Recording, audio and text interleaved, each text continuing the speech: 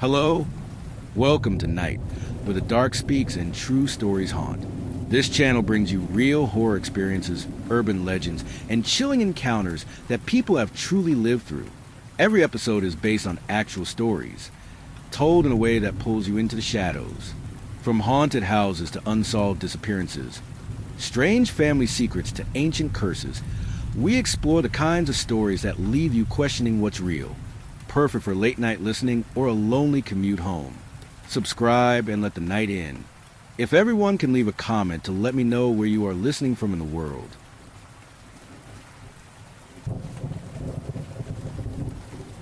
Story 1. My son's imaginary friend knew things he shouldn't. Now, I think he was never imaginary.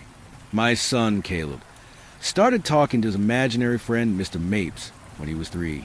At first, it was harmless, cute, even. He'd set an extra spot at dinner, or pause to open doors for him. My wife and I laughed it off, until Mr. Mapes started knowing things. One night, I was putting Caleb to bed when he looked up and said, "Daddy, Mr. Mapes says not to drive to work tomorrow. He says there's going to be a big crash." I chuckled, gave him a kiss, and went downstairs. The next morning, I got a flat tire. Annoyed, I called in late and caught the news while waiting for a tow. There'd been a multi-car pileup on my usual route. 6 dead. I stared at the screen, my coffee turning cold in my hand. I didn't tell my wife. From then on, I paid closer attention. Caleb would drop little things. Mr. Mapes says the neighbors are moving soon. The Johnsons had just finished renovating. Why would they move? 3 weeks later, they were gone overnight. For sale sign and everything. No goodbye. Mr. Mapes says the cat's sick. Our cat, Pickles, was fine until 2 days later, when she stopped eating and had to be put down. Still, I try to rationalize it. Kids are perceptive. Maybe Caleb picked up on subtle things. Then things got darker. Caleb changed. He stopped wanting to play outside. He'd whisper to empty rooms. He'd wake up screaming. One night, I found him sleepwalking, standing in the hallway, facing the wall. "What are you doing, buddy?" I asked, trying to stay calm. He turned, eyes wide and glassy. "Mr. Mapes says you shouldn't go in the basement anymore." I hadn't mentioned the basement in weeks. I'd been using it to store old furniture, untouched since my dad passed and left me some of his things. I asked Caleb why. He just said he doesn't like what's down there, says it smells wrong. I did go down there.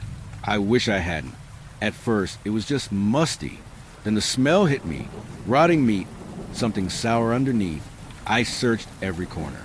And then I saw it. In the far corner, behind the water heater. The concrete floor looked wrong. Discolored.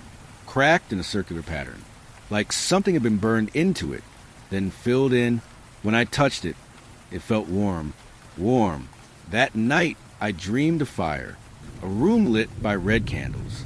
My father chanting words I didn't recognize. A child screaming. I woke up drenched in sweat. The next morning, I called my mom. I asked if Dad ever messed with occult stuff. There was silence. Then she said, "Your father was a troubled man. There were things I chose not to see." I pressed, but she hung up. That night, Caleb came into our room shaking. He climbed into bed and whispered. Mr. Mapes says he tried to keep it away, but it's too late now. It's awake. That's when the banging started. From the basement. 3 thuds. Then scratching.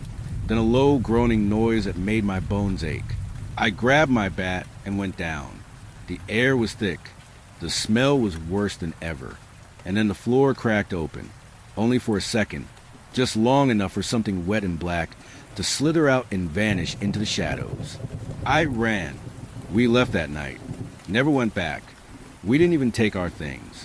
Caleb doesn't talk about Mr. Mapes anymore. Sometimes I hear him whisper at night, but when I ask, he says he's talking to the quiet man who keeps him safe. But sometimes, just sometimes, I think I see shadows in the corners of our new house. Long ones. And last week, Caleb looked up at me and asked, "Daddy, what did you do to make Mr. Mapes so angry?" I didn't answer, because I don't know, but I'm afraid I'm about to find out.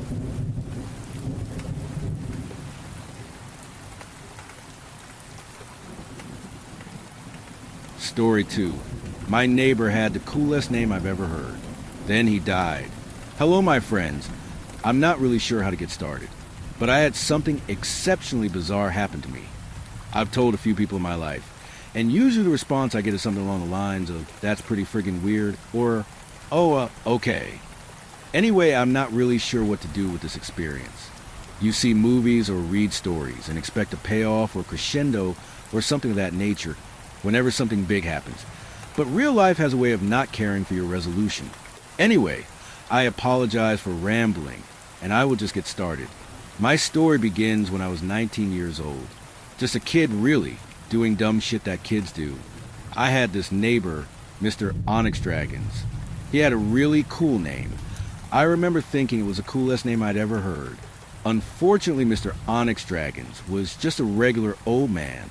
He didn't do anything out of the ordinary. Didn't look or act strange. He didn't seem to be hiding any secrets. No matter how much I wanted him to contain some mystery. So when he passed away, it was just as uninteresting as he was. It was sad and unfortunate. He had gone to the hospital and had pneumonia and simply died. I learned about it from my dad, who knew him a bit better than I did. No cool death, or anything else that I am shallow enough to imagine. I remember feeling like an asshole when I caught myself thinking, imagine having such a cool last name and utterly wasting on being boring. It was a weird fixation, I know, and for what it's worth, I felt like a piece of shit for even thinking it. Months went by after his death, and I assumed that he would have had someone come by to clean it out, family, or the government, or whoever. But no one ever did. The house just sat there. The lawn remained maintained. Everything looked in order. I had no idea who was taking care of the house. But someone was. The strange thing, though, is that I never saw anybody there. Believe me, I kept an eye out for it, too. One day, I decided enough was enough. For no particular reason, I decided to break into his house. I don't really know why I did. I suppose it just bothered me the way it sat there seemingly frozen in time. The truth is, he bothered me. Despite the irrationality of it all, I could not stop thinking about him. How is your name Stormhawk Umber Onyx Dragons, and you don't have any sort of interesting qualities to you? I feel like if my parents had given me such a name, I would either feel compelled to do something crazy like becoming a Navy SEAL or something badass. I feel crazy to even acknowledge how much it bothers me. I know it's silly. Anyway, breaking in was easy enough. I didn't even have to break anything really. I simply went around the back of his house. Found a window that was unlocked. I managed to open it and crawl inside. I broke in during the day when everyone was at work, and I didn't want to use any unnecessary electricity or anything. I didn't know if the electric company would notice and investigate or not. Upon entering his house, I landed in what looked like a regular living room. I got up and began looking around. Much to my great disappointment, his house was as boring as he was. In fact, even so much to the point that his house was unsettling in a weird way. Everything was too nice, like it was a life-size dollhouse. Everything looked like it was just a large toy version of whatever it was supposed to be. I approached the couch that I would have sworn was made of plastic by looking at it. But when I approached it and touched it, the strangest dissonance came over me. It was the most comfortable couch I'd ever felt in my life. Somehow the disconnect was enough to jar me, but not deter me. I began searching his drawers and whatnot, but strangely enough, everything was empty. No drawer or cabinet had a single thing. No dishware, no random odds and ends that seemed to pile up in drawers. All the books were solid objects. They didn't even open. They were just decorations. I was so confused at what this was that I didn't even know how to feel. Creeped out? Interested? Even now, I'm still not sure which. I thought maybe I should leave, but I also figured that I was just being paranoid. What in the world could plastic do to me? As I picked up one of the plastic books to return it to its spot, the strangest thing happened. It was so subtle, I didn't even really register at the time. I felt a sense of accomplishment, similar to when you finish reading a book. I caught myself thinking about the premise of the old man and the sea, the struggle that ends in futility. But then I remembered I'd never read that book. I shivered and shrugged it off. Probably just some lecture I had heard at school or something. After wandering around a bit more in this strange dollhouse, I made my way to the basement, not sure what I was expecting to find. but I had a morbid curiosity, so I descended the stairs. When I reached the bottom, to my surprise, I found an elaborate mirror maze, a million me's reflected in every direction. As I was walking to the maze, I could not shake this overwhelming feeling of being watched. But every time I tried to look to where I felt the eyes, I'd see only an infinitude of myself peering back into me. To this day, I still get the chills thinking about that. However, after navigating for a while by tracking the floor, I managed to make it to the other side of the maze. What I found was odd, but at this point I wasn't surprised. It was one of those big doors on a submarine, the one with the spiny wheel. I opened it to see what was on the other side. I really wish I hadn't. Inside there was a massive and impossibly large ballroom. It looked like it was from the 1950s, with posh design, velvet, and mahogany, I think. I'm not really familiar with the minutiae of fancy decor, but this was at, and then some, in the background a phonograph playing music. It was scratchy and skipping every so often. It was a perfect blend of post-war hope and the decaying dread of a dream gone by. That isn't what unsettled me most, though. On the floor, through the ballroom on the floor, there were all of these metal tracks. They were all over the place. Upon the tracks, moving and zipping around, were well-dressed mannequins, moving from here to there, an emulation of dancing and mingling, a frozen mobile mimic of movement. There were easily 50 of them, all of them following the tracks in different ways to different points, like a bastardized recreation of a party by someone who had never met a human. In the middle of the hall, there was a large table.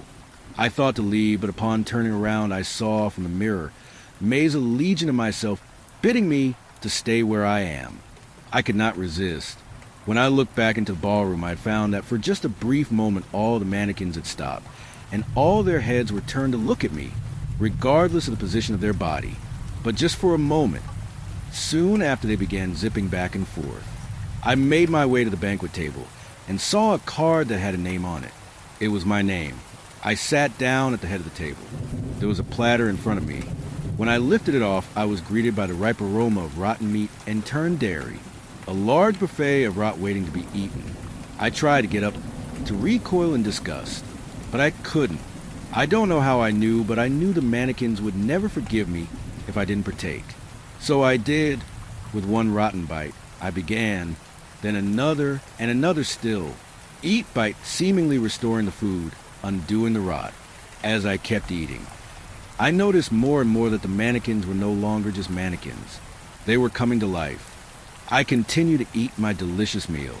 By the time I was nearly completion, I looked around to the men and women surrounding me, enjoying themselves at my party. Just as my plate ran out of food, a kind waiter approached me and asked politely, "Would you care for some more food, or perhaps a glass of wine?" I replied that I would like both, and the waiter replied with a smile, "Indeed, right away, Mr. Onyx Dragons." And I decided to dance.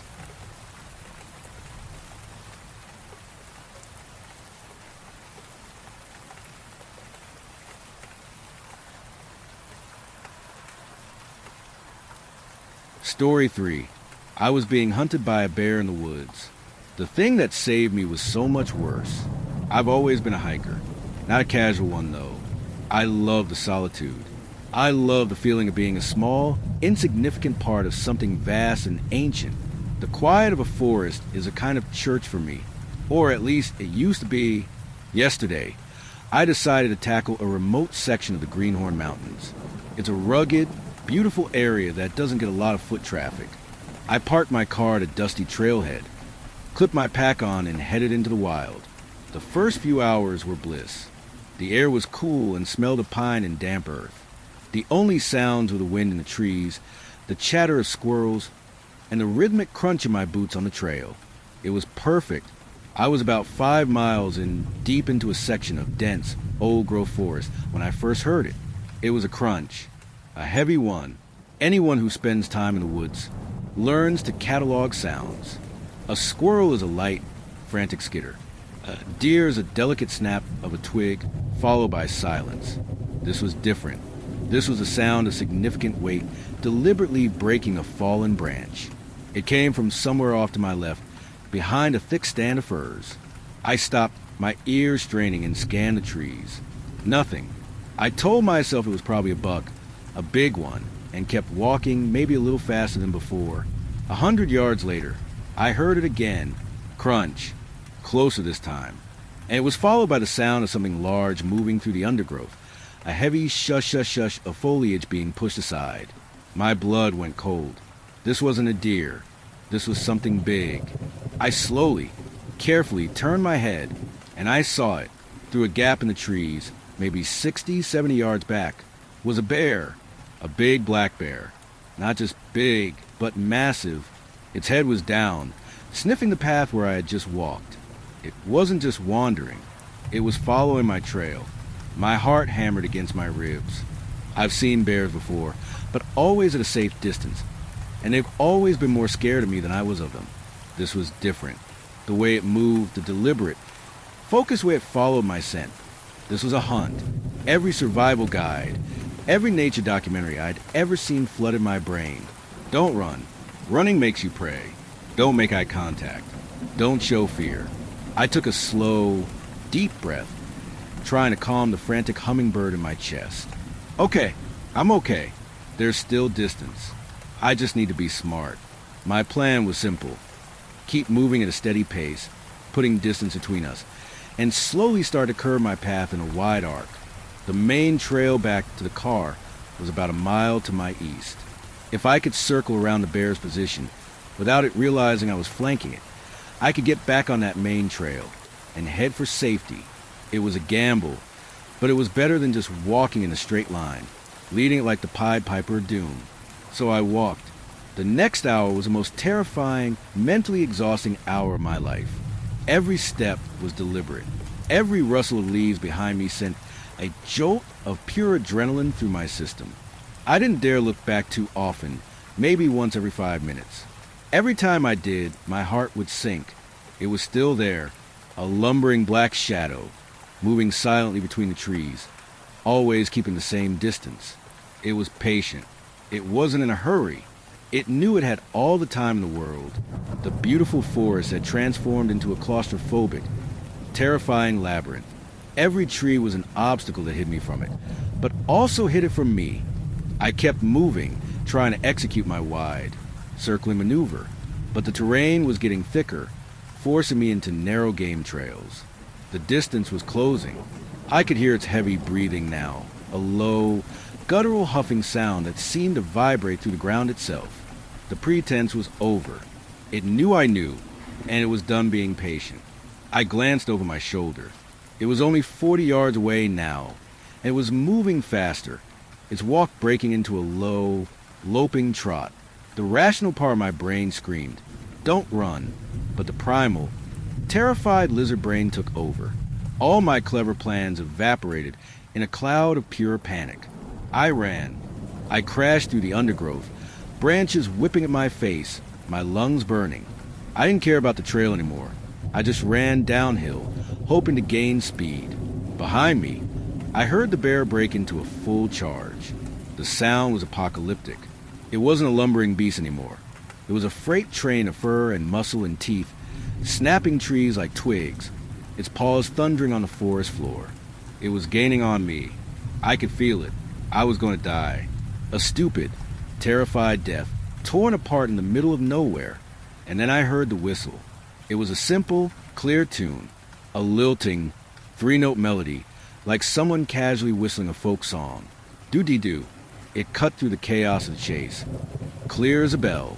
It sounded human. It sounded like help. My brain, desperate for any shred of hope, latched onto it. A ranger? Another hiker? Someone had heard the commotion. The whistle came again, from somewhere ahead and to my right. Doo-dee-doo. It was a signal, a direction. Without a second thought, I veered toward the sound. Hope gave my burning legs new strength. I scrambled over a fallen log, my eyes scanning the trees ahead for a flash of color, for a friendly human face. The bear was roaring behind me now, a sound of pure predatory fury. It was so close I could smell its hot, musky scent. "Help!" I screamed, my voice cracking. "I'm here! Help me!" The whistling continued, but it seemed farther away now. The notes were fainter, more distant. My heart sank. Was I going the wrong way? Or was my savior moving away from me? Panic surged again. I just had to be faster. I pushed myself harder, my vision starting to tunnel. The sound of the bear was right at my heels. I could practically feel its breath on my neck. I burst through a final curtain of ferns into a small, unnaturally quiet clearing, and I saw him. It wasn't a ranger. Standing in the middle of the clearing was a man, or the shape of a man. He was impossibly tall and thin, like a figure stretched out of a nightmare. He wore tattered, filthy rags that hung from a skeletal frame, and a wide-brimmed, stained hat was pulled low, shadowing his face. Long, stringy, bone-white hair hung down past his shoulders. He was just standing there, utterly still, turned slightly away from me. He was carrying a large, heavy-looking leather sack over one shoulder. As I stumbled to a halt, my mind struggling to process what I was seeing, he shifted the bag. The top flapped open for a second, and something pale spilled out, landing on the mossy ground with a soft, wet thud. It was a human hand. My brain short-circuited. I stared at the severed hand, then at the sack, and I could suddenly make out the lumpy, gruesome shapes within it. The curve of a foot, the unmistakable shape of a human femur. And another hand, its fingers curled into a fist. The stories my grandmother used to tell me. Scary folk tales from her village to keep the kids from wandering off at night. Crashed into my mind. The impossibly tall, thin man. The sack of bones. The whistling. El Silban. The whistler. He turned his head slowly, and I saw his face beneath the brim of the hat. It was a ghastly, emaciated face, with skin stretched tight over his skull. And he smiled. It was a wide, horrifying smile, full of yellowed, broken teeth. He wasn't a savior. He was the thing the bear was running from. He was the thing I had run to. The whistle hadn't been a call for help. It had been his own hunting song. A roar from behind me snapped me out of my paralysis. The bear crashed into the clearing, its eyes wild, foam flying from its jaws. It saw me. Then it saw the tall thing with the sack of bones. The bear, this massive, terrifying engine of destruction, skidded to a halt. A low, guttural growl rumbled in its chest, a sound of fear and aggression all at once. The man in the rags just stood there, his horrible smile never wavering. My survival instinct, which had already been screaming, went into overdrive. I didn't think. I reacted. I threw myself sideways, diving headfirst into a thick, thorny bush at the edge of clearing. The thorns tore at my skin and clothes, but I didn't care. I was hidden. From my painful hiding spot, I peeked through the leaves. The scene in the clearing was a tableau from hell. The whistler stood motionless, his sack of horrors resting at his feet. The bear, driven by instinct or territorial rage, rose up onto its hind legs. It stood a full 8, maybe 9 feet tall, a mountain of muscle and claw. It let out a deafening roar that shook the very air and swiped one of its massive paws at the tall, thin man. I didn't wait to see the blow land. I couldn't. I scrambled out of the other side of the bush and ran. I ran back the way I came, away from the clearing, away from the two monsters fighting for the prize. For me, I ran like I had never run in my life, my mind a blank slate of pure terror. And then I heard it. It wasn't a roar. It was a scream, a high-pitched, agonized animal scream of unbelievable pain. It was the bear. The sound was cut off abruptly, followed by a wet, cracking sound that I will hear in my nightmares for the rest of my life. And then the whistle started again. Do-de-do. But this time it was different. It was loud. It was so close it sounded like it was right behind my ear.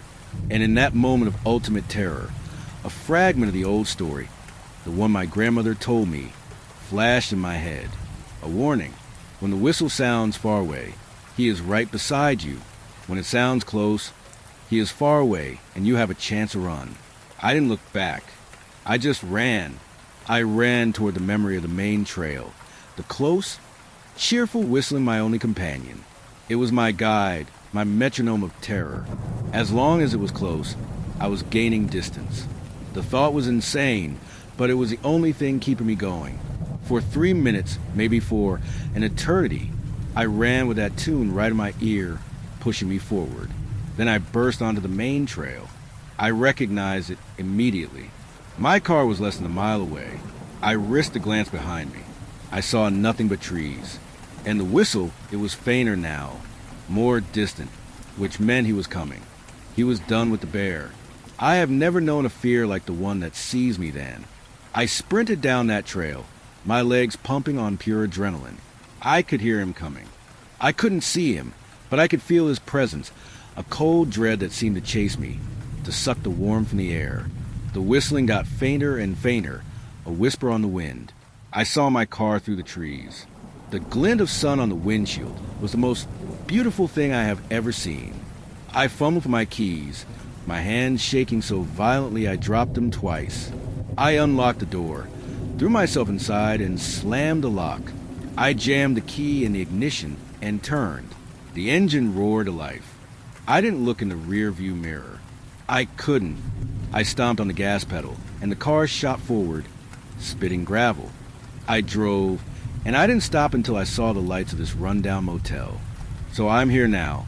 I don't know what to do, how you explain this to anyone, but I had to tell someone. I had to warn someone. The things in the woods are real. The old stories are warnings, not entertainment. And if you're ever lost in the deep, dark woods and you hear a whistle, don't run towards it. It's not a friend. It's not help. It's a lure.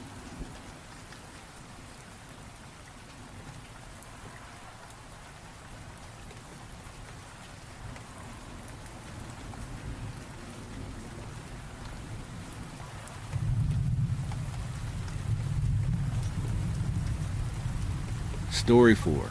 I'm a marine ecologist, and I found something terrifying in the Pacific. I'm not a big poster here, and mostly stick to my little corners of the internet. But this is something I just need to share. This all happened to me about a year ago, and since then, it has completely taken over my life. I hope my message can be spread here, as I'm not sure where else to put it. I'm a student at a small college on the Pacific coast. I've been aiming for a master's in marine ecology, but due to the college's size, let's just say options for apprenticeship were rather scarce for my field.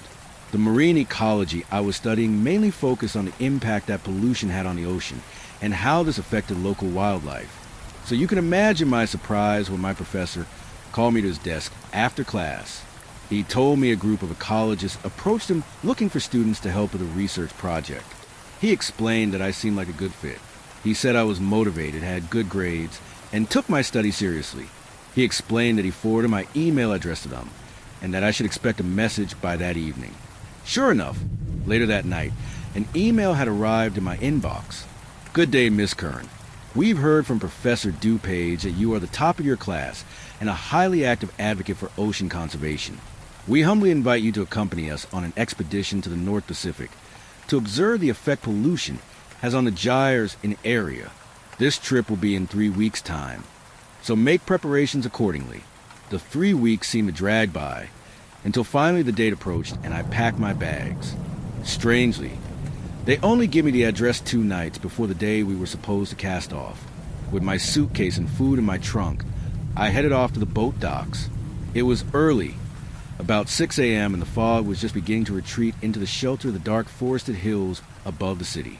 As I arrived at the harbor parking lot, I saw 3 men standing beside a silver truck. The shortest of the men, with a white beard, swept back hair, and glasses, gave a large, sweeping wave as he spotted me. As I pulled into the spot next to them, the other 2 men watched me coldly. "Ah, look at you so timely." The short, bearded man flashed a smile at me and stuck out his hand. "I'm Dr. Crutchek, but you can just call me Dan." I learned that Dr. Crutchek was a marine ecologist like myself, and was the one who had talked to my professor. He then introduced me to the other 2. "Guys, I'd like you to meet Jennifer Kern." "Just Jen is fine." "Oh, well, I see. Anyway, Jen, this is our captain, Charlie Blake." "Pleasure to meet you, Miss Kern." Charlie smiled thinly. Charlie looked like a captain. Medium, stocky build, a short black beard with some silver peeking through, and a brow that seemed to be in a permanent furrow, his pale blue eyes barely shining through. And this is Mr. Hayes and Mr. Edwards. They're actually the one who helped finance this operation. Department of the Interior. Wouldn't have been able to do this without them. "A pleasure, Miss Kern." Mr. Hayes was a tall, skinny man with perfectly combed hair. He had a skinny face, and what can best be described as a resting, annoyed face. Mr. Edwards simply nodded.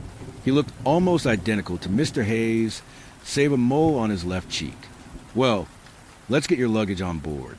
We want to be at least 7 miles from the coast within the next 3 hours. Captain Blake helped carry my luggage out to the dock where our vessel awaited. The boat was about the size of a small fishing trawler, with a cabin above, a below deck with sleeping bunks, and a small lab room at the back for analysis. On the side of the boat, in faded blue font, was the name Monsoon. Before I bought her, she was a mere fishing trawler, explained Dan. Yeah, I could tell, I said, looking at the rust stains running down the white sides of the cabin from even rustier boats. Charlie took my bags down to the bunk room. The space was surprisingly roomy considering the cannon size, and you could stretch your arms wide and still have a foot of space between the walls. With a growl of the old diesel engine, counterintuitive to our cause I know, we pulled away from the dock to begin our journey.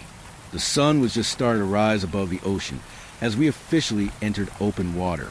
Our destination, the middle of the North Pacific Gyre. In this gyre is what is known as the Great Pacific Garbage Patch. If garbage makes its way into the Pacific, chances are it'll wind up there. As Dr. Crutchett explained, our mission here will be to assess the effect the garbage mass has had on the local wildlife. Then Mr. Hayes and Mr. Edwards can report back on what can be done. I nodded along to what he said, but kept looking over at the two agents. Something about them gave me an upset feeling in my gut. They seemed cold and calculated, yet Charlie seemed tough, but he had a genuine quality to him. The two DOI men lacked both of those qualities. We had spent the whole day out at sea, and I can already feel the boredom creeping in.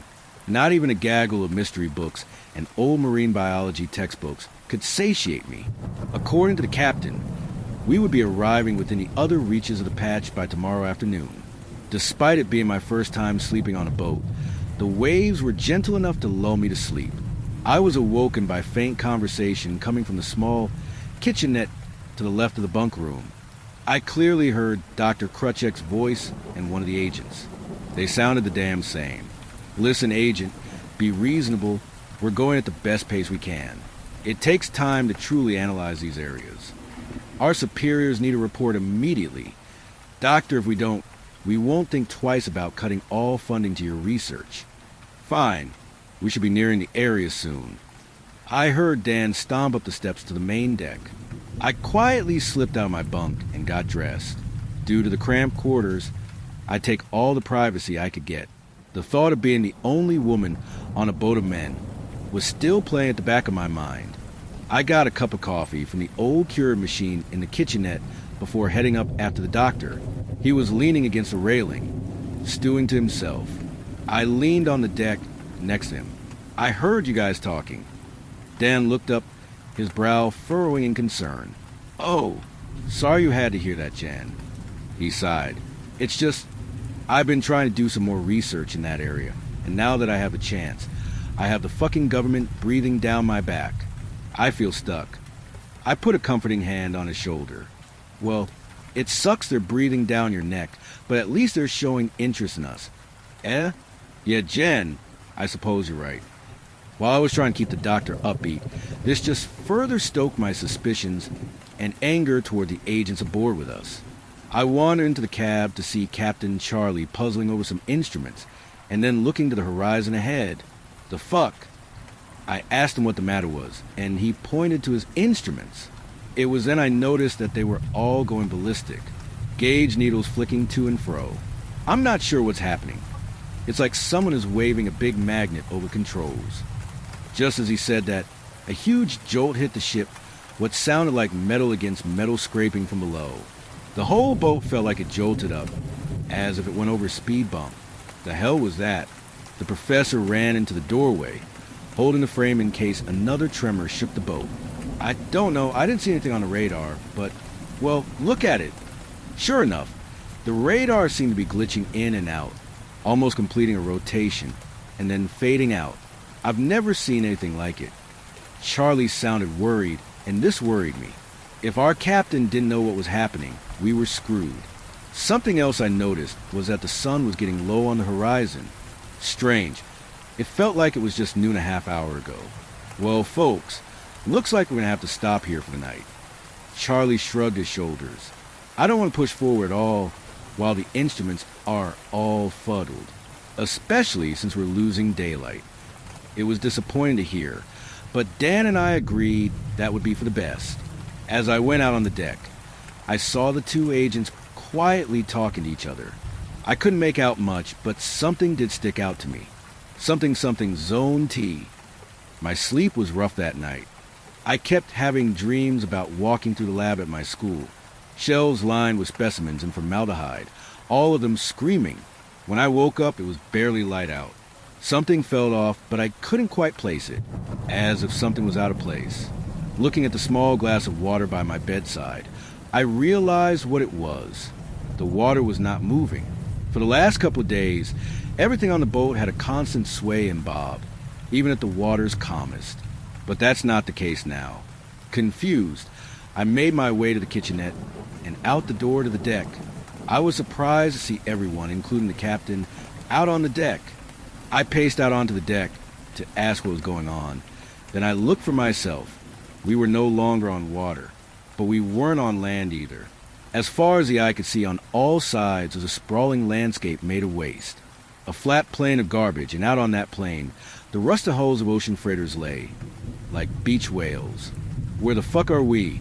I muttered almost myself. I felt a hand pat my shoulder, and I whirled around to see one of the agents. He was smiling. Welcome to Zone T. I looked over at the doctor, who looked just as dumbfounded as me. The captain, on the other hand, had a neutral expression on his face. We needed some seasoned marine biologists to assist us in research of this area, but no one who would be missed or have the notoriety to tell. No offense. The doctor's mouth opened and closed as he processed the information, scouring the landscape. This is impossible. Something like this should have shown up on satellites and been recorded long before. How can this place exist? We've made great effort to make sure people don't enter this area, Doctor. And as for satellite imagery, we still don't know why it doesn't show up there. As I wandered aimlessly along the deck, the smell hit me. It was unlike the normal sea smell you imagine. It smelled like pure rot, like the gunk you pull out of a drain when you unclog it. There was a denseness to the air, almost muggy. It's hard to think just hours before we were in the middle of the Pacific Ocean. The captain and the two agents were yelling on the other end of the deck. I didn't fucking sign up for this. Listen, you suits. I don't know what you're pulling, but I demand some damned answers. Mr. Edwards regarded him coolly, a faint smirk of contempt crossing his face. Legends have been told of this place for thousands of years. It was considered by various tribes to be the gates of the underworld, or a place so evil the water refused to touch it. But it's not an island. It's a place simply with an absence of water. The hell does that even mean? You've heard of the Bermuda Triangle? Well, this is a real one. We weren't sure if it existed until about 70 years ago. Only through some advanced coordination methods were we able to find it. Why has it been kept secret for so long? I asked because people keep disappearing. Things in this place behave strangely, as you can see. He nodded towards a cabin and instruments that were presumably still going haywire. As I said, it doesn't appear on satellite maps and only seems accessible at certain times of the year. Normally the area around it is closely guarded by a periphery of our ships, but they let us through, of course. Dan stepped forward. Then why us? What makes us so special? You're expendable. Hayes smiled thinly. I felt like my intestines punched my stomach. Excuse me. Dan stared agape at the two men. If we got the nation's top marine biologists, ecologists, and captains, they'd be missed. We've checked all your records. Most of you are completely alone. Captain Charlie made a dash at Hayes. In an instant, Hayes whirled around, pulling out a 9mm and shot him in the foot. Charlie cried in agony and tumbled to the floor, clutching his foot. I rushed into the cabin, rummaging through the aging first aid kit to retrieve a pack of gauze. I helped pull Charlie's shoe off to reveal his blood-soaked sock.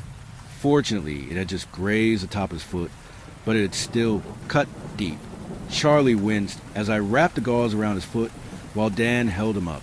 I wanted to yell at the two men in suits, but I had a man's safety to focus on, and I was scared shitless. Considering I'm the shut-in nerd that I am, I never thought I would witness someone get shot, even if you did succeed at overtaking us. We not only have our colleagues surrounding you, you're currently in one of the most uncharted and hostile places on the globe. Haze loomed over us smugly. We helped Charlie to his feet and hobbled him over to the cabin wall. He glared like a cornered animal at the two agents. "So, what do you want us to do here?" Dan said, shifting uncomfortably next to us. "When we arranged this mission, we said everything would be provided, and we did not lie.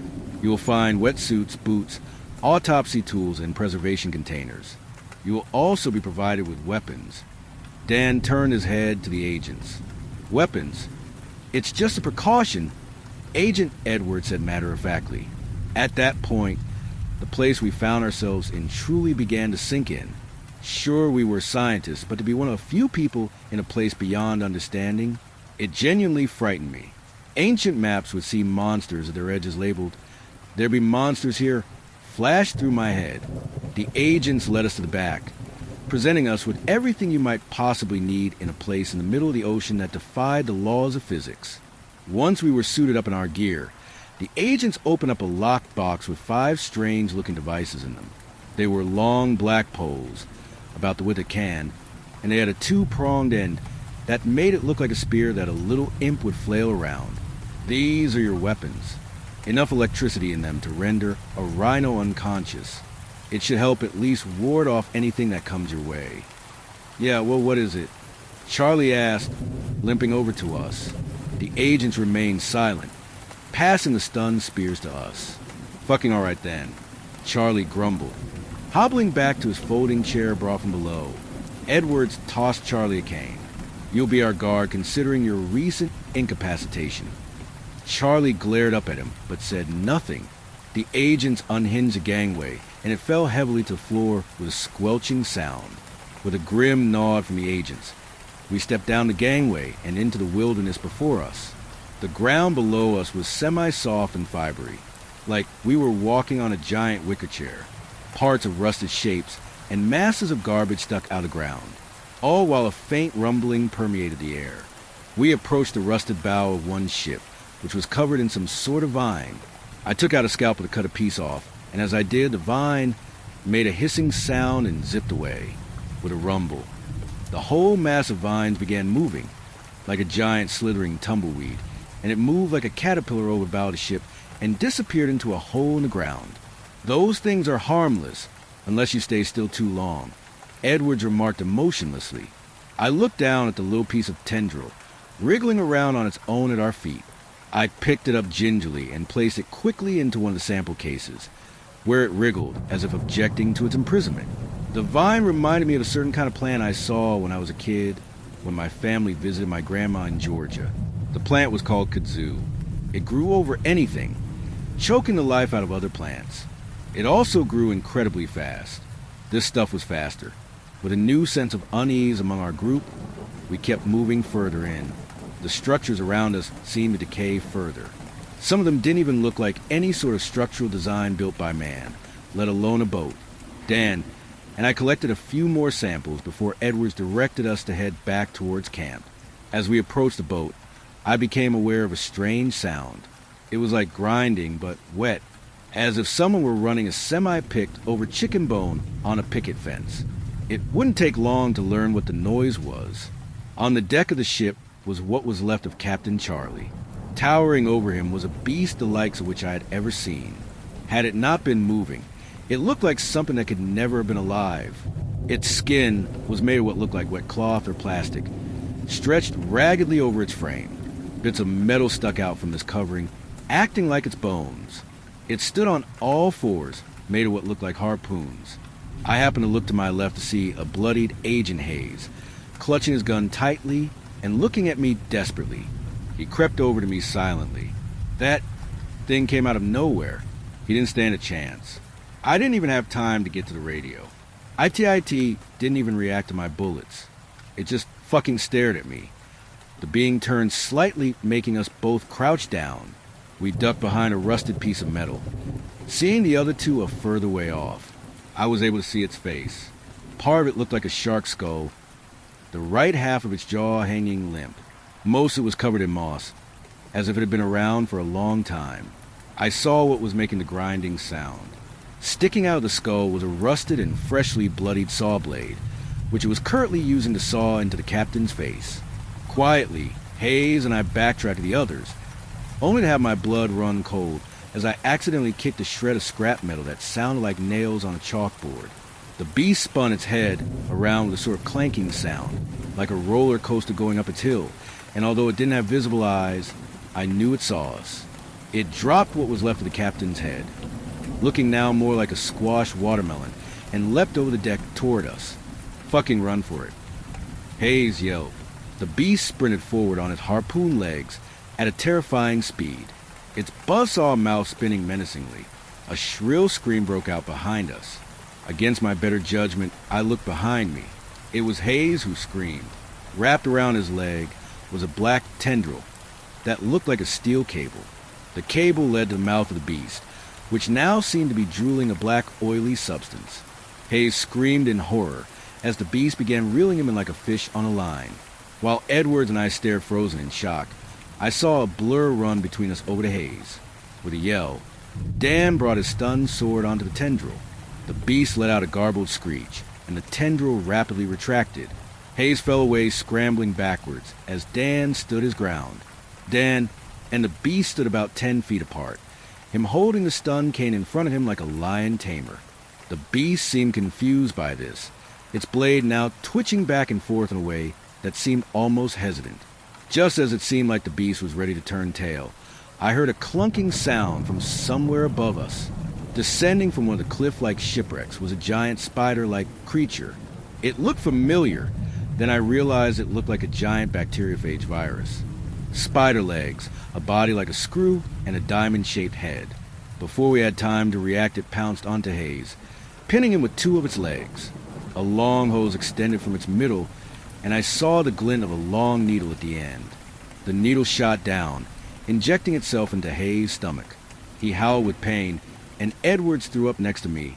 After a few agonizing seconds, a giant virus pulled out the needle and toddled its way toward Dan and the beast. Dan quickly ducked out of the way in the bacteriophage, and the beast began fighting, slashing metal limbs at each other. As before, the virus pinned one of the creature's legs and injected it the same way it had Hayes. As I had apparently become the nurse of this operation, I began inspecting Hayes' injury. It was shockingly clean. How much pain are you feeling? I don't know. Not that much, actually. I feel fine, actually. It was then that he started laughing. Not a good-natured laugh, but a strange, forced, almost pained laugh. It tickles. It tickles. He began burping loudly, although they sounded more like gasps between his mad cackling. I also noticed his eyes were practically bulging out of their sockets. And then they did. I screamed as his eyeballs ruptured, spraying fluid over me and Edwards. Hayes' laughter turned to screaming as he continued burping. As he burped, long wriggling silver things came out of his mouth, wriggling down his body and onto the ground like silvery living shoelaces. He abruptly stopped screaming and gained a peaceful expression on his face. Out of his eye sockets came two thicker versions of the worms slithering out of his mouth. I could see now that most of his visible skin seemed to be wriggling. The worms' heads ballooned into black orbs, and I realized they had effectively become my stalks. A deep, garbled voice issued from the stained black mouth of the former Agent Hayes. Your friend is no more, for his body has become our nutrients and outlet. I heard a crash as the beast fell over sideways and began to spasm on the ground. More of the little worms began to crawl out of its joints. It then stood up, eerily calm as if in a trance. Call your people for backup. Not Hayes looked over at a mortified Edwards. I am satiated for now. You may only contact them because I permit it. This is not a land for you. If you stay, you shall become muck, as you were all before. Behind every clock are fine-tuned gears, and if you poke into those gears too much, you may get pinched. It is in your nature as scientists to question, but stay back for now. You may retrieve your answer at some point, but not now. Now go. Edward's walkie emitted a high-pitched screeching sound. Nadhe scampered away in a way no human's joints should be capable of. The saw-faced creature followed behind, almost like some sort of loyal guardian. I heard a helicopter approaching in the distance. Everything moved super fast from there. I'd like to say Dan Krutchek, and I kept in touch. But that would be a lie. I never saw him again. I never really learned what branch of the government was responsible for this. I'm beginning to think it wasn't even the government. I just remember people dressed in tactical gear helping to board the chopper, but not before gathering up our samples and putting them in a steel chest. I remember Dan shooting me a glance as they drove me home from the port when we made landfall. I wish I stayed with him. I've been studying the Pacific ever since, going on to conspiracy sites no self-respecting scientist would ever humor looking at. Eventually, I was able to piece together a mosaic of sources. A Polynesian mythology site here, the ship triangulation log there, until I was fairly certain the coordinates. I was somehow able to convince the school to give me a small grant for my research. I somehow knew if I showed up, whatever those forces that were there wouldn't stop me. As I said about packing my things, I now had one goal. I wish not to stick my fingers in the gears of the world, but become them. I shall become muck as I was before. I'm looking at my arm now as I watch it writhe and twitch. To whoever heard this, and I'll get you the coordinates. We all deserve to return to the machine, to the muck. Hopefully this is your call.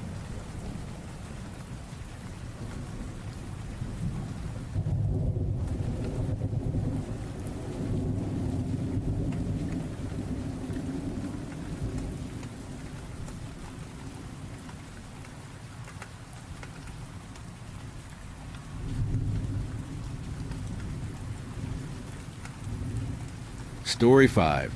I spent the night in a fire lookout tower. Something was already up there. I'm not looking for advice. I just want someone, anyone, to tell me I'm not the first. That I didn't imagine it. That something else has knocked on that hatch before. When I took the job, it felt like a blessing. 2 weeks alone in a fire watchtower, off-grid and paid in cash. They said it was part of a remote reactivation program. Some of the towers hadn't been used in years, and this one needed a body to make it active again for funding. Fine by me. No service, no roads, just a drop-off by helicopter and a daily check-in by radio. I brought books, notebooks, coffee, and way too much instant ramen. I thought I'd be bored. That was the plan. The tower itself was older than I expected. Steel frame, probably World War II era. 40 feet tall with a vertical ladder that groaned when I climbed it. At the top was a single-room cabin with wide windows on all 4 sides, a trapdoor entry, and a thick metal latch that locked from within. The moment I stepped inside, I knew something was off. Not wrong, exactly. Just off. The room felt colder than outside, even in the afternoon sun. The air was still. Not musty or stale, just still. The kind of still that feels intentional. The first few days passed like I hoped. Slow. Uneventful. I read, wrote, watched clouds. No fire activity. No animals. Barely any wind. But the silence, it didn't feel peaceful. It felt held. Then the scratching started. It was faint, inconsistent, always at night. At first, I thought maybe it was a bird or a squirrel testing the supports. But it always came from the same spot, beneath the northeast corner of the floorboards. I crouched there with a flashlight more than once. Checked the bolts, the framing. Nothing. No gaps, no nests. But the sound kept coming, like fingernails dragging slow spirals into the wood. By the 4th night, I couldn't sleep. I kept imagining it. Something under the floor, tracing circles. Then I found the first message. It wasn't written. It was carved, shallow but deliberate, into the underside of the desk, barely visible unless you were lying on the floor like I was. 5 lines. Don't leave after dark. Don't answer the ladder. Don't look at its hands. Don't speak your name. And whatever you do, don't open the trapdoor. My stomach turned. I hadn't carved that. I hadn't even touched the desk. I stared at it for a long time, then radioed it in. HQ told me I was probably reading old graffiti. Said a guy stationed here a decade ago used to write creepy poems, laughed it off, and reminded me I was 100 miles from the nearest person. But that didn't explain the sixth line I found the next night, or how it was fresh. It doesn't like being watched. That was carved into the window frame. Same jagged strokes. I started leaving the lights on after that. All night, every bulb, even the flashlight.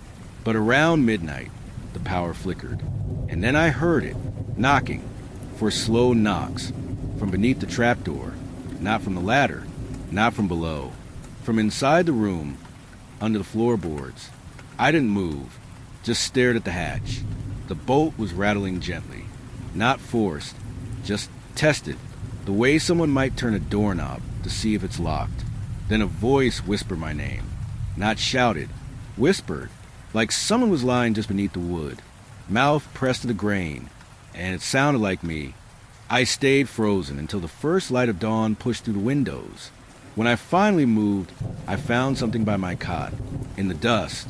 Footprints, fair, human-shaped, but wrong. The toes were backwards. The next day, I tried to convince myself I was dreaming. I opened all the windows, let the wind in, took a cold sponge bath, anything to break the spell. That's when I noticed the trees. They were closer. I don't mean they felt closer. I mean they were. There used to be a clearing around the tower, 50, 60 feet at least. Now the pines pressed just below the window ledge. Needles brushed the glass. And that's when I found the photo, folded and wedged between two floorboards near the cot. It was black and white, faded, curled with age. It showed the tower, taken from a distance, maybe the edge of the tree line. But something was wrong. There was a figure standing at the top of the ladder, just under the hatch. Tall, thin, too thin, arms long enough to bend at the knees. Fingers that trailed below the rungs. The face wasn't clear, just a smudge, like the film had been warped. But in the window above it, someone was watching, pressed to the glass, wearing my jacket, same hat, same patched shoulder, same expression I'd seen in the mirror that morning. I turned the photo over. A single line was written in blocky, uneven pen. You let it out. I locked the trapdoor, blocked it with the desk. Then I locked the windows, turned on every light, and waited. It didn't knock that night. Instead, it whispered again. Not my name this time. It said, "Come back down," like it knew I remembered something. And that's when the final carving appeared. I found it yesterday, beneath the cot, carved into the metal support frame. You opened it in your sleep. I checked the hatch. Still bolted. Desk still wedged. But my nails were cracked. My hands ached. My shirt was dirty, stained with pine needles and something darker. I haven't radioed in since. I don't think they're listening anymore. The clearing is gone. I'm surrounded by trees. I don't know if the chopper will even see me. And across the canopy, there's another tower. It wasn't there before. It's taller, thinner, built of darker metal. Windows blacked out. No movement. Except last night, I saw a light inside it. Just for a second. A flicker, like a flashlight or a match. And then something at the window, pressed against the glass. Watching me. It looked like me, only smiling.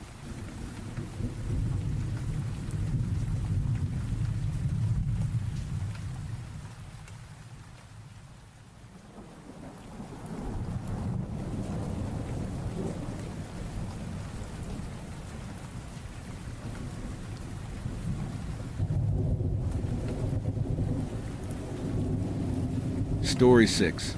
My work computer knows things about me it shouldn't. I've never been one for ghost stories or anything like that. I'm just a regular guy, 29, working a boring office job in a mid-sized city. But something's been happening at work, and I can't explain it. I'm posting here because I need to get this out, and maybe someone can tell me I'm not losing my mind. This started a month ago, and it's getting worse. I work in customer support for a tech company, one of those open-plan offices with glass walls and free coffee.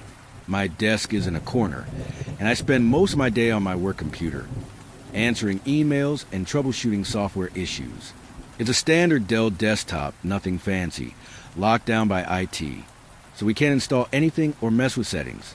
About a month ago, I noticed something weird. I'd left my computer on overnight by mistake, and when I came the next morning, there was a Word document open on the screen. It was blank except for one line. "You forgot to call Mom last night." I stared at it for a good minute. I had forgotten to call my mom. She texted me asking why I didn't pick up, but I hadn't told anyone at work about it, and I definitely didn't type that. I checked the document properties. Created at 2:17 a.m., no author listed. My first thought was a prank, but my coworkers aren't the type, and nobody else has my login password. IT confirmed the computer hadn't been accessed remotely. I deleted the file, logged out, and tried to forget it. A few days later, it happened again. Another Word doc, this time saying, "You're out of milk." I'd noticed that morning that my fridge was empty, but again, I hadn't mentioned it to anyone. The file was created at 3:04 a.m. I started feeling uneasy, like someone was watching me. I checked my desk for hidden cameras, even looked under the keyboard. Nothing. I asked IT to run a malware scan, and they found nothing unusual. My manager, Karen, thought I was overreacting and told me to stop leaving my computer unlocked. Even though I hadn't, then things got weirder. One night, I was working late, catching up on emails. Around 8 p.m., my screen flickered and a text file popped up. It read, "Why did you lie to Sarah about the party?" My stomach dropped. Sarah's my girlfriend, and I told her I was too tired to go to her friend's birthday party the previous weekend, when really I just didn't like the crowd. I'd never told anyone, not even my best friend. The file was time-stamped that exact moment. I shut the computer down, grabbed my stuff, and left. I barely slept that night. I started keeping a log of these incidents, hoping to find a pattern. The messages kept coming, always at odd hours, always about something personal. "You shouldn't have skipped the gym today." "You left your keys on the counter again." "You're still thinking about that fight with Dad, aren't you?" Each one hit harder, like the computer was digging into my thoughts. I stopped using it for anything personal. No emails, no browsing, nothing. But the messages didn't stop. Last week, I decided to test it. I thought about something specific, something I'd never said out loud. The time I cheated on a math test in high school and still feel guilty about it. I didn't write it down or tell anyone, just held the thought in my head while sitting at my desk. That night, I stayed late on purpose. At 9:13 p.m., a new text file appeared. "You never told Mr. Jenkins about the test." I swear I almost screamed. I yanked the power cord out of the wall and sat there shaking. I've tried everything. IT reinstalled the operating system, but the messages came back the next day. I swapped computers with a coworker, but the new one started doing the same thing within hours. I even took a few days off, thinking maybe I was stressed, but when I came back, there was a file waiting. Running away won't help.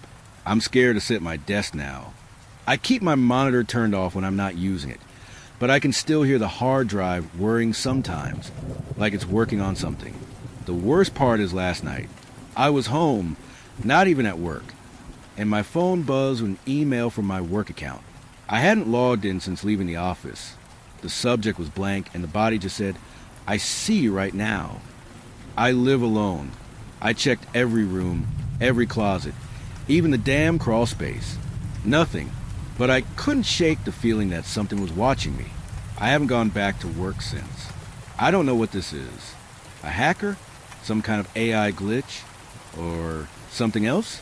I'm thinking about quitting, but I'm scared it'll follow me. Has anyone dealt with something like this? I'm out of ideas, and I'm starting to think this thing knows more about me than I do. Please, if you have any advice, I'm all ears. I just want this to stop.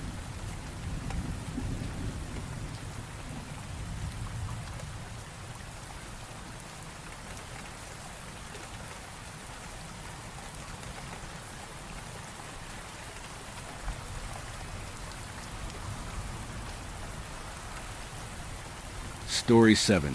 I ate my brother in the womb, and throughout my entire life, he has been taking revenge. My name is Adam, and for 28 years of my life, I've been living a constant nightmare, because my brother is trying to kill me from inside my own body. My mother said I was a miracle, not a child. Until I was 4, I very rarely cried. I was a quiet and calm boy, attended kindergarten, and learned new things quickly. But of course, I don't remember any of that. The only thing I remember from those years is that at 4, while lying in bed, I felt an itch deep in my stomach, which at first caused me merely discomfort. It felt as if someone with tiny fingers was scratching the walls of my stomach from the inside. When I told my mother that something was itching inside me, she became tense and stroked my belly, humming various songs, and usually that helped, but only briefly. I continued to feel it. Not every day, of course, but with increasing frequency. By the time I was 6, I first began to scream and cry when the pain in my stomach became unbearable. Something inside me, with cruelty and rage, seemed to try to break free. My mother thought it might be parasites, called an ambulance, but the doctors found nothing. After that incident, my mother began to cry more often when looking at me, and I didn't understand why. By the time I was 8, I felt movement in my throat that made me choke for air and cough violently, sometimes even with blood. A couple of times it felt as if something slimy and flexible was crawling from bottom to top, like through a pipe, and then I'd cry until my eyes hurt. I thought I was dying, and looking back now, I wish I really had. Because after these episodes, I would start vomiting violently and for a long time. A couple of times something long and thin, resembling a fingernail, came out of me. Other times something that looked like skin. My mother constantly prayed for my health and cried. Took me to doctors, but they labeled my condition differently. Eczema, allergy, hypersensitivity, and so on, but all of it was false. When I tried to explain to my mother what I felt, I said, "There's something inside me." And then she broke down crying again, and then she explained why. My mother told me she was pregnant with twins, 2 boys. The early pregnancy went fairly normally until something terrible happened. I had eaten my brother in the womb. The doctors said it was vanishing twin syndrome. During a routine ultrasound, the doctors noticed that one fetus had suddenly stopped developing. It just disappeared, and I had absorbed him. I was born alone without serious health problems. But my twin brother had not disappeared as the doctors thought. He remained inside me, not dead, but alive. From the pain in my entire body, my mother held me close, gently stroking my body, and only one song she heard on a religious program calmed my brother. My mother's voice was distant, almost reverent, when she softly sang, "Jesus loves you, can't you see? He loves you and he loves me." Only these 2 slightly eerie lines, sung in her voice, drew my brother's attention, and he calmed down. And yet, things only got worse by the year. When I was 11, standing at the mirror washing my hands, I noticed my chest under my shirt swelling slightly, which made my legs tremble with fear, and tears welled in my eyes. I stood motionless for a second until someone pressed a palm from the inside and began to push, causing me pain that bent me over. My heart pounded wildly, and I begged my brother to stop. "Please, stop, little brother. I didn't mean... Please, stop, I'm sorry." I begged as best I could, sobbing from the pain, and he actually stopped, only began pounding against my ribs after. My mother took me to a pediatrician again, but he said it could be a muscle spasm or nervous tic, and after that I became afraid of mirrors. I constantly felt that when I turned away, someone stayed in the reflection, a shadow, a smile, but not mine. Sometimes my reflection's lips moved, but I stayed silent, and at those moments something seemed to whisper inside my skull, something very quiet and indistinct. At school, I was quiet and withdrawn. I didn't have friends, not because I didn't want them, but because there was weight inside me. My brother saw the world through me, heard me speak, and envied me. He grew angry when I was happy. It was easy to understand, because any time I started laughing at a classmate's joke, my heart would race, my fingers grow cold, sweat would drip from my forehead, and that tightness in my chest. Oh, how I hated it. The real horror began in 8th grade, when I kissed a girl I had met on the street. We talked nicely, went on dates, and this was my first teenage love. Her name was Laura, and when we finally kissed, my brother began to tear my stomach apart with savage strength. Pain unlike any I had felt before. I almost fainted, and at night the skin on my stomach split in 3 places. Oozy, thick fluid seeped from the wounds. The doctors just shrugged, saying I was completely healthy, and my mother turned further to God. begging for my healing. The real horror began when I turned 18. I learned to live with this discomfort, as impossible as it sounds. I learned to tolerate periodic pain under my ribs. I accepted that my skin sometimes twitched oddly in the mirror. I even sometimes managed to negotiate with him, because the only thing my brother felt was hatred for me. He hated me for not giving him life, but even more he hated when I was joyful. That's why I tried not to make friends, to smile less, not to fall in love, just so he wouldn't become jealous and cause me less pain. And yet I couldn't stop his growth. My teeth began to fall out. Just one moment, I was brushing them, and one fell into the sink. The next morning I woke up, and another fell out. By evening, 2 more were gone. A couple of weeks passed, and new ones grew, only longer and harder. One even split. I went to the dentist, but he just shook his head and said, "This only happens in cases of chimerism, and it's really very rare. You're not a twin, are you?" Unfortunately, yes. Studying college, I began to notice that in the mirror the right half of my face seemed shifted. My jaw seemed displaced, and my right, I started twitching. My little brother was trying to control them from the other side. Things got yet worse when I started dreaming I was tearing myself apart. I ripped my chest and stomach open with my own hands to pull out my brother, naked and slimy, his face exactly like mine but with dead eyes. He began to move, then grabbed my throat and whispered, "Are you living well, brother? When you can eat, be happy, smell, do everything you took from me. You took my life, and I will take yours." I awoke, gasping in terror and pain. Panic attacks haunted me almost every night after such dreams. When I fainted again during a college exam, and the doctor said it was due to stress, I wanted to kill myself, because seconds before losing consciousness, I felt something inside me moving upward, and it wasn't blood or a cramp. It was my twisted brother trying to escape. In the dorm, I felt rustling under my skin. Movements resumed. I disrobed myself fully and saw a horrifying sight. My brother slowly crawling from my collarbone to my shoulder, and then I couldn't resist. Grabbing a knife, I began cutting my body. Tears flowed from unbearable, hellish pain. Panic engulfed me, but I couldn't stop. I had to pull him out. I couldn't feel his pulsing inside me anymore, his movement. I don't remember how I got to the hospital. I think my roommate came in when I was already lying in a pool of my own blood on the floor. They stitched me up, and I heard a nurse speaking to a doctor. He was saying something about his brother. Who is inside him? He tried to take him out. Classical schizophrenia? The doctor sighed. They almost sent me to a psychiatric hospital, but thankfully they didn't. Yet the nightmare inside me continued. I underwent another ultrasound, but doctors found neither parasites nor tumors. They spoke of somatic hallucinations, and it drove me mad. How could doctors not find what is living inside me? It simply could not be real. I thought I was going insane, but the pain and wounds were real. It was something paranormal. My brother was supposed to be dead, but he remained alive inside me. Life, of course, flowed downward. I changed many jobs, but he wouldn't let me work properly. In moments of stress, and I was stressed nearly always, I lost my balance, and my brother only made things worse, kicking and moving inside me, causing unbearable pain that nothing helped, not painkillers, nothing, except that song. At the moment when I could no longer bear the pain, I began to hum in a trembling, breaking voice. Jesus loves you. Can't you see? He loves you, and he loves me.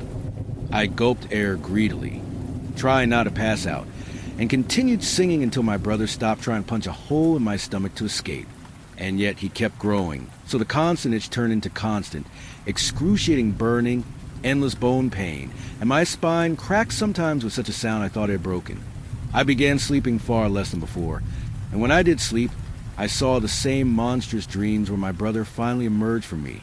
Everything escalated when I started waking up in unfamiliar places, with horrifying pain throughout my body, blood caked under my nails, large purple bruises on my chest, and I didn't remember how I got there. Once I woke up on the floor of my own apartment. My nails were broken, and carved on the floor with my own nails was the phrase, "I want to live." It went on for about 2 weeks, until I met Emily. She was understanding, gentle, and intelligent.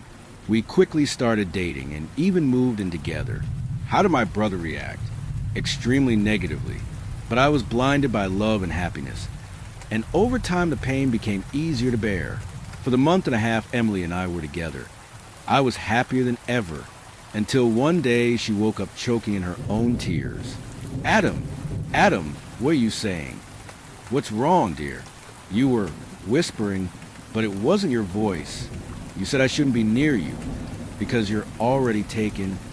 I tried to explain it all, and she thought I was seriously traumatized, assumed it was due to problems with my mother. She sincerely tried to help me, even came with me to a psychotherapist, but then something terrible happened, and I still blame myself for letting myself love Emily, for ever coming close to her. I came from Emily's scream. She was standing by the wall, naked, her body covered with blood and marks from nails and blows. There were signs of strangulation around her neck. She stood trembling in hysteria, but I swear I didn't do that. It was my brother. I looked at my nails. They were black and broken. My hands were covered in blood. When Emily turned her back, I saw a word carved with a knife. Mine. Emily said she wouldn't report it to the police, since you demanded it. She begged not to kill her, fighting nausea. I tried to explain it wasn't me, but she just fled my apartment, and I never saw her again. In that moment, I realized that my brother was no longer just inside me. He began controlling my body. He's preparing to come out of me. I went to a surgeon in a private clinic. He had only recently come to my city. He agreed to conduct a full examination after I showed him old scans and described my MRI symptoms. After the procedure, the surgeon was gone. Only a pale, trembling nurse remained. As usual, I expected to hear that nothing was found, but the nurse, in a broken voice, said, "It's not a tumor." I demanded a report, demanded to speak with the surgeon, but when I called him, he said, "There's something inside you, alive." I consulted a geneticist acquaintance, and you have 2 types of DNA, though you probably already knew that, but the structure living in you is clearly parasitic. It's possible when one fetus absorbs another, but your case, it defies explanation. Sorry, all the best. Medicine is powerless here. A week later, my mother died. Heart failure. I stood alone by her coffin, and in that moment, even my brother stopped stirring. And if before his calm brought me some solace, in that moment I didn't care. I lost all hope for healing, for a normal life. The only thing I wanted was to die. That's why I tried to kill myself. But as soon as I opened the bottle of antidepressants and the whiskey to overdose, my hands stopped obeying me. My guts twisted sharply. I barely managed to realize something before I passed out. I went days without eating, and yet he still forced me to eat. Every time. He took control of my body, only to continue tormenting me and keep growing. Now I'm already 28. A full 28 years I've lived in constant nightmare, and it seems this will soon end. A month after my birthday, the skin under my chest has been constantly tight, and I distinctly started hearing a second heartbeat. He is no longer an infant apparently. He is almost fully formed and very soon will come out. Last night was the most terrifying. I fell asleep on the couch. Completely drained. Recently I lost 20 kilos, but my stomach continues to grow. And last night, when I awoke, the pain hit harder than ever. My ribs cracked. Every breath brought horrible pain. My throat swelled heavily, making breathing even harder, practically impossible. I fell, clutching my stomach, screaming and sobbing. "Forgive me. God, I beg you, forgive me. Please, I didn't want this. I didn't want to kill you, little brother. I beg you, forgive me. I am so sorry to you, but I didn't mean it. Forgive me." Through snot, tears, and blood, gasping for air from pain, I began to sing for my last strength. "Jesus loves you. Can't you see?" My voice broke, and I had to pause for a few seconds before I could speak again. "He loves you and he loves me." And then the pain stopped, just for a moment. For the first time I heard my brother's voice inside my skull. I finally began to understand his speech. He whispered, "I forgive you, but now it's my turn to live. My turn to eat. My turn to breathe. My turn to love." He has been reshaping me from the inside lately. My bones are shifting. The pain is such that I think some of my organs have even torn. My skin is unnaturally stretched. I feel that this week he will emerge from me, and I am looking forward to it. I even began to understand him. Even though I didn't want to, I still stole his life. And now he wants it back. It is incredibly hard for me to write about this here. And it's not just the pain, but morally it's very difficult. You know, as I write this, I hear him humming that same song. Jesus loves you, can't you see? He loves you and he loves me.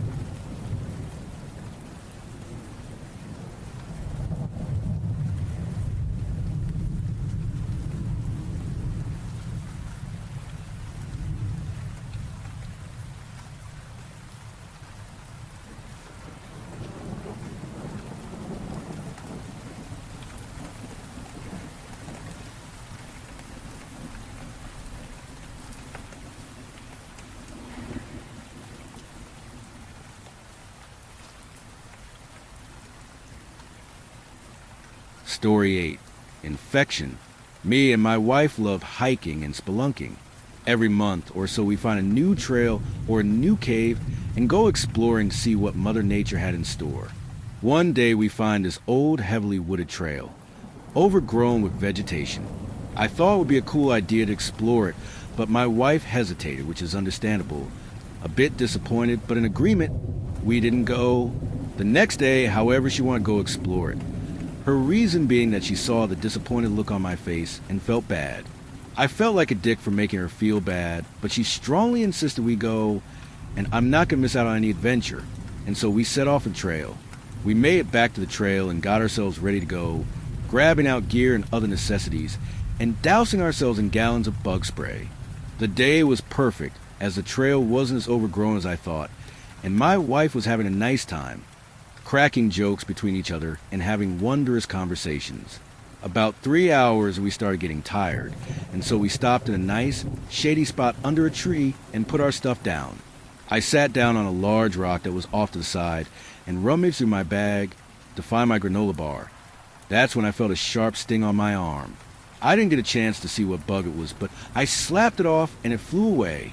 I took out the stinger and treated the wound, and we decided to leave to go to the hospital to get it checked out. On the way to the hospital, the sting formed a large, painful welt that began to itch. I knew scratching at it was a bad idea because it could cause potential infection, but it was extremely unbearable. Seconds felt like minutes, and the pain never subsided. It got worse with every wave of itchiness, and every throb that felt like my whole arm was covered by hornets on fire. We got to the hospital, and they examined the welt, not seeing any potential threats. They gave me an anti-itch ointment to put on, prescribed me some pain meds, and sent me and my wife home. As soon as we got home, I immediately went to the bathroom to put some of the ointment on for some relief, and that's when I saw the welt in the mirror.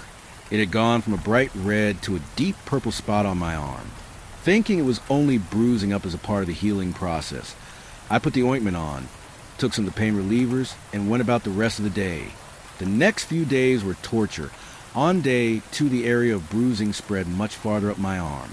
On day 3, a mixture of pus and blood began seeping from the initial wound. That made us decide to go to the hospital again, to see what they could say about it. They began to worry themselves, so they put me down for a CT scan to see anything, but when the results came back, everyone was a bit relieved. The CT scan showed nothing but the welt itself filled with pus. So we decided to get the welt drained, patched up my arm in gauze, and were sent on our way. They said to continue with the antibiotics, and everything would clear up in a few days. Within said few days, everything seemed to have gotten better. The bruising stuck around, but the pain became less significant than before.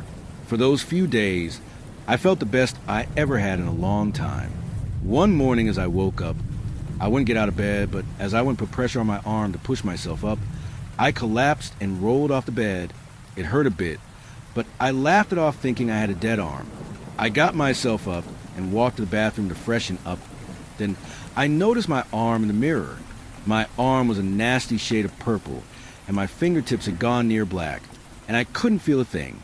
I screamed for my wife, and as she hurried in, she nearly fainted herself. My wife rushed me to the hospital, and once they saw my arm, they immediately got me to a room for surgery. As the doctor came in to check my arm, she asked me the typical questions and felt my whole arm.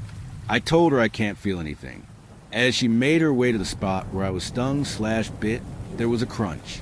The doctor grabbed her scalpel and went to go make an incision. As soon as there was a cut, hundreds of insects began to squirm and crawl out. My wife ran out of the room. The doctor gagged behind her mask, and I screamed in horror. The doctor cut more and pulled back the dead skin and revealed hundreds of maggots squirming around, eating their way out of my arm. I passed out from the sight, being too much. Needless to say, I lost my arm that day, but luckily it didn't affect anywhere else. I don't remember much, as the trauma of the incident really got to me. Even to this day, I swore off hiking in the woods for a long time, as I can't fathom the lingering fear of being bitten again, less seeing a bug. Even with my arm amputated, I can feel them squirming and crawling.